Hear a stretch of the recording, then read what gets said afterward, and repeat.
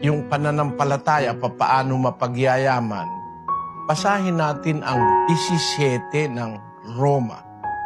Kaya nga, ang pananampalataya'y nanggagaling sa pakikinig, at ang pakikinig ay sa pamamagitan ng salita ni Kristo. Ang sabi, ang pananampalataya nanggagaling sa pakikinig. Para mapagyaman ang pananampalataya, dapat nakikinig. Pero alin ang pinakikinggan? Ang pakikinig ang wika sa magitan ng salita ni Kristo. Para yumaman ka sa pananampalataya, kailangan nakakapakinig ka. Pero ang problema ng mundo ngayon, wala nang panahon sa pakikinig ng aral ng Diyos. Bakit? Okupado na tayo sa napakaraming bagay. Pero kung gusto mong makinig, yumaman ang pananampalataya, makinig ka kapatid ng makinig ng salita ng Diyos. Kaya lang, mag-iingat kayo sa papakinggan nyo kasi marami kang pwedeng pakinggan, di naman salita ng Diyos ang sinasabi. Para yumaman ang pananampalataya mo, makinig ka sa salita ng Diyos. Ang pananampalataya nanggagaling sa pakikinig ng salita ng Diyos.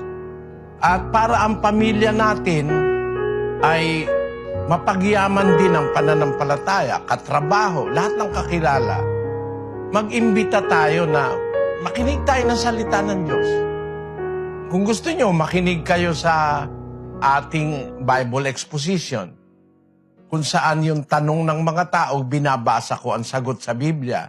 Hindi ko sinasagot sa isip ko na sarili kong sagot, kundi yung nasa Biblia, babasahin ko. Kagaya niyan tanong na yan, paano yayaman sa pananampalataya? Huwag kang magsasawang makikinig ng salita ni Kristo.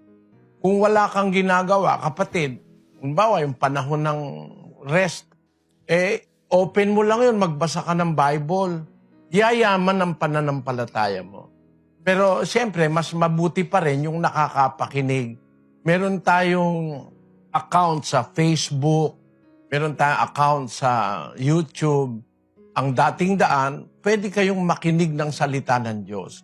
At ako, ang aking pangako sa mga tao, hindi ako nagtuturo nung galing sa aking sarili.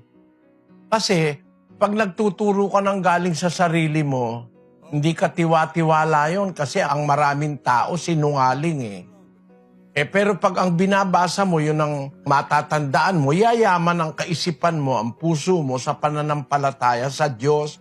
Kasi yung mababasa mo mismo, salita ng Diyos yun, hindi salita ng tao. Yun po ang paraan para yumaman ng tao sa pananampalataya. I was 17 years old then, nang mag-umpisa akong mag-aral ng Biblia. Kaya masasabi ko, yumaman na ako sa pananampalataya sa Diyos. I have proven through the Bible na meron talagang Diyos. Nakita ko yung kabutihang itinuturo ng Diyos sa kapwa, pagmamahal sa kaaway, pagmamahal sa pamilya, pagmamahal sa kapitbahay. Nakita ko sa salita ng Diyos. Nakita ko yung pag-maintain ng mabuting budhi, yung hindi ka nag-iisip ng nagpaplano ng masama laban sa kapwa mo. Ang iniisip mo, makatulong sa kapwa. Yun ang naituro ko kay kapatid na Daniel sa kanyang magulang at sa kanyang mga kapatid. Kaya si kapatid na Daniel lumaki, yung tinatawag niya Daniel Rason, si Kuya, lumaki yan sa aking pagtuturo, may tutorship. Kaya natuto siyang mag-isip ng mga paraan para makatulong. Tayo, meron tayong libreng sakay, meron tayong libreng ospital, meron tayong libreng diagnostic center. One of the most sophisticated diagnostic centers in Luzon ay ang ADD Diagnostic Center. Pero walang bayad yan. Meron tayong orphanage, meron tayong free education, yung La Verdad Christian College, walang bayad lahat yan. At yung kinikita ni kapatid na Daniel as a broadcaster at endorser ng mga produkto, yun, hindi niya sinusolo yun, mga kapatid. Binibigay niya yun sa kawang gawa ng Church of God. Kaya tayo, nakakatulong tayo regularly sa ating mga nangangailangang kababayan. At of course, ganun din ang naituro ko sa mga kaanib sa Church of God. That's why we have learned to impart a part of us, to give a part of us para sa kapwa, kahit hindi namin karelihiyon. Kasi yun ang kayamanan sa pananampalataya, kapatid.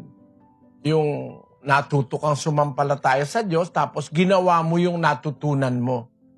You put it into action. Yun ang pagyaman sa pananampalataya. Makikinig ka ng salita, tapos yung natutunan mo, gagawin mo. You will put that into practice.